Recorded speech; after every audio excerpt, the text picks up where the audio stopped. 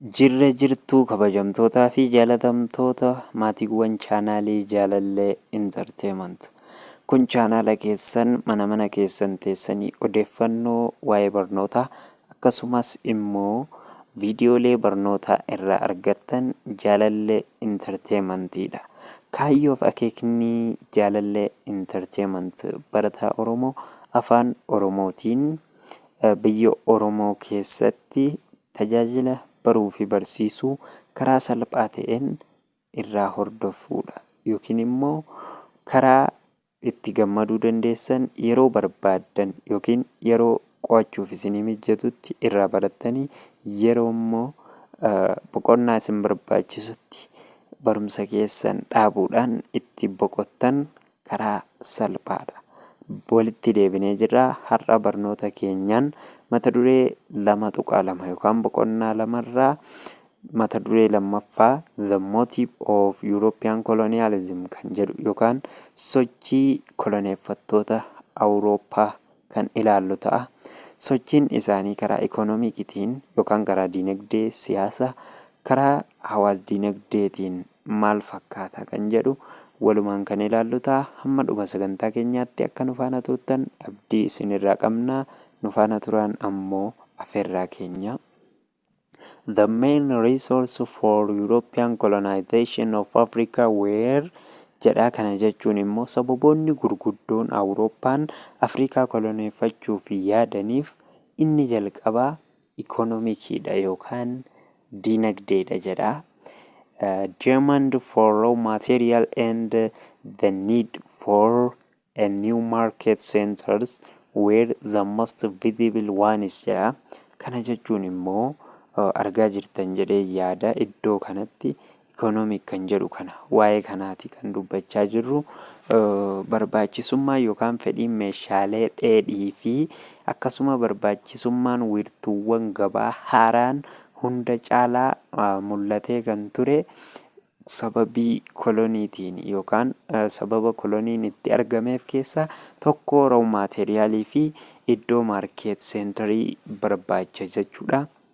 The 1800 was a time of great industrialization in Europe jedha. Kana jechuun ammoo bara 1800 keessa yeroo Awurooppaa keessatti industiriin guddatee turedha. Yeroo sochiin industirii guddatee turedha.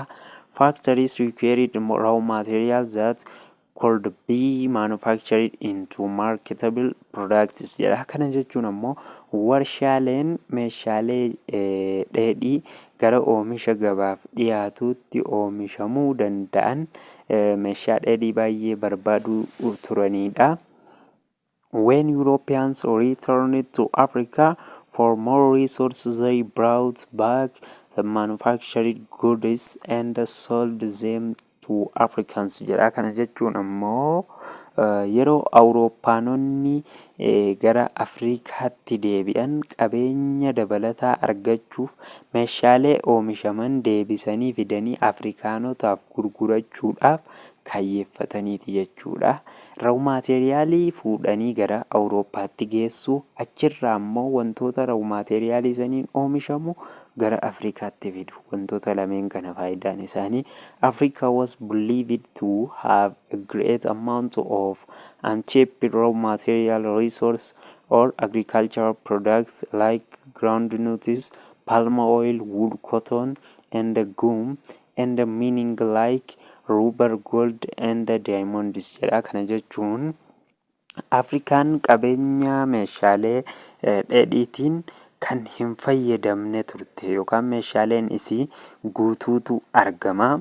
Oomishaalee qonnaa wantoota isheen kan hin fayyadamne yookaan baaftee anchiipid hin taane kun kan Afrikaa kan saamamee yeroo gabaabaatti hin badin kun kanneen akka qonnaa, wantoota akka boqqolloo, zayitamiitii akkasuma wantoota muka suufii faa suufii kan jedhamu kan zayitiin irraa hojjetamu tokkotu jira. Akkasuma gogaa fi kallee wantoota akka albuudaa wantoota akka meeshaalee laastikiin irraa hojjetamu walqee fi daayimandii faa kana Afrikaa keessatti baay'inaan argamu kana gara faabrikaa yookaan warshaa isaaniitti geessuu fi inni lammaffaa immoo isaan gara Afrikaatti imalaniif kan ikoonomikiidhaan alaa jechuudha. Argaa jirtan jedhee yaada iddoo kanatti B jedhee political kan jedhu kana politikaalii kanaatu waa'ee dantaa siyaasaa Awurooppaan Afrikaa koloneeffattee fi strategic interest jechuun tarsiimoo siyaasaa fedhii siyaasaa isaaniiti jechuudha.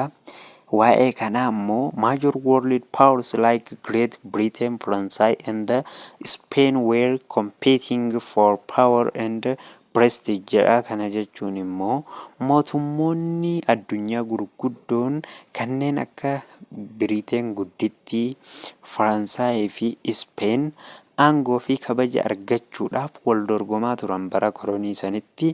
Wanni kun isa lammaffaa koloniin uumameefidha jechuudha. European powers were more interested in dominating strategic territories and favorable location for military and naval bases jedha.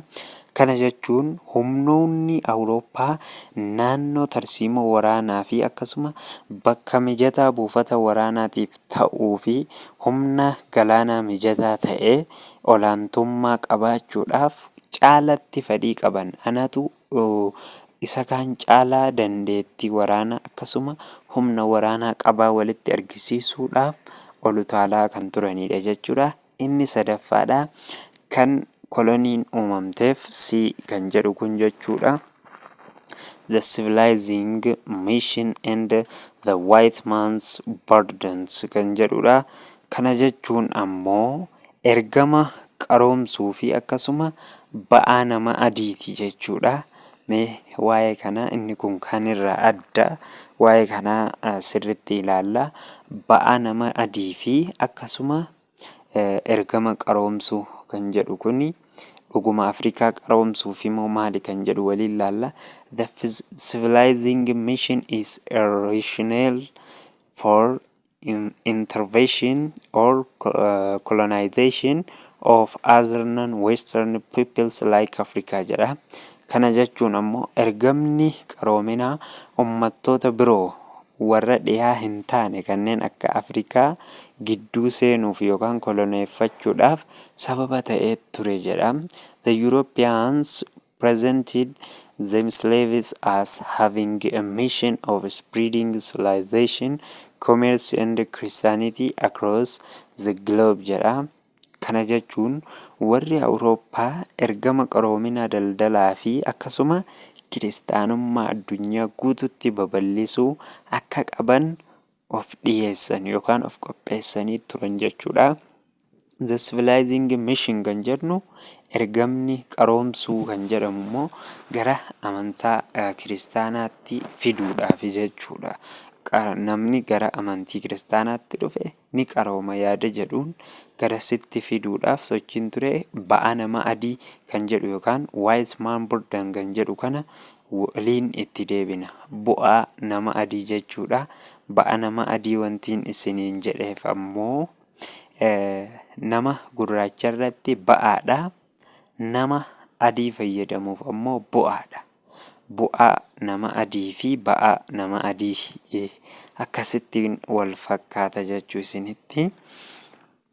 The clear implication of this was that Africans were inferior and uncivilized and the Europeans were superior and civilized jedha. Kana jechuun hiikni ifa ta'e kan gara qaroominaatti fiduu yookaan kiristaanummaatti nama yaamaa turaniin kuni hiikni isa kana Afrikaanonni ummata gadi aanaa fi qaroomina hin qabne kan amantaa keessa hin jirredha.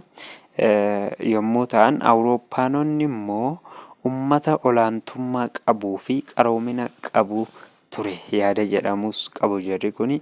Another concept which is closely related to the civilizing mission is the so-called the white man's burdens jedha. Kana jechuun yaadrimeen biraa ergama qaroomsuu wajjin walitti dhiyeenya kan qabu yookaan kan wal qabatu kuni ba'aa nama adii kan jedhamudha. Wanni kun immoo originally jedha jalqaba irratti. The White Man Burden was a poem written by an English poet, Rudyard Kipling, in 1899 jedha. Jalqaba irratti ba'a nama adii kan jedhu kuni walaloo barreessaan waloo kan biyya Ingilizii Rudyard Kipling jedhamu bara 1899tti kan barreesseen kan lafa kaa'amedha. Yaadni kuni this poem proposes that white people should rule over non-white people until they can take their place in the world by fully adapting Western ways jedha. Kana jechuun walaloon kun akka namoonni adiin hanga addunyaa kanarratti bakka isaanii qabachuu danda'anitti namoota adii hin taane irratti bulchuu akka qaban yaada jedhu guutumatti karaa warra dhihaatiin akka jiru fudhachiisuu irratti barreeffame jechuudha. Inni afuraffaa irratti argamu kaayyoo kolonii keessaa diin religion factor kan jedhamudha. Kana jechuun ammoo dhimma amantiiti. Amantaa irratti akkamitti koloniin amantaadhaan dhufe kan jedhu immoo waliin ilaalla jechuudha. Some missionaries supported the colonization of African country, believing that European control would provide a political environment that would facilitate their missionaries' activity in Africa jedha. Kana jechuun ammoo miisiyoononni tokko tokko to'annoon Awurooppaa haala siyaasa isaaniif haala mijeessa jedhanii amanuudhaan yookaan haala siyaasa amantaa keessatti raawwataniif haala nu mijeessa jedhanii waan amananiif koloneeffannaa biyyoota Afrikaa kana kan deeggaran turanii akkasuma hojii miisiyoonummaa Afrikaa keessatti hojjetan kanaaf akka bu'a qabeessummaa isaanii ta'etti amanaa turan jechuu jarri kuni.